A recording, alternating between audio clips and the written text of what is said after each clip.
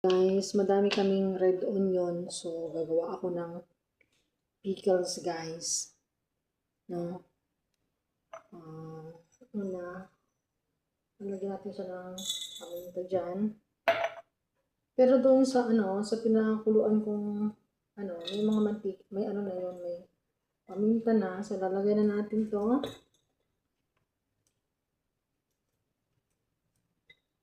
Pinayat-gayat ko siya ng ganun, guys. Lalagay natin siya dyan. Guys, no?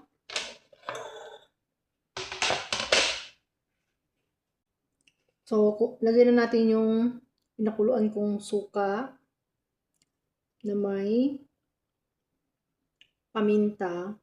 Lagyan ko siya ng luya din. Ayan. So, kulang pa yung kanyang sauce, no? Yung aking sibuyas. Pero okay na yan. So, ayan siya, guys.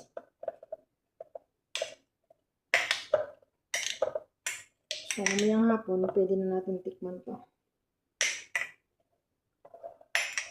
That's my red onion pickles. Simple lang. Ganun lang kasimple, guys. Diba?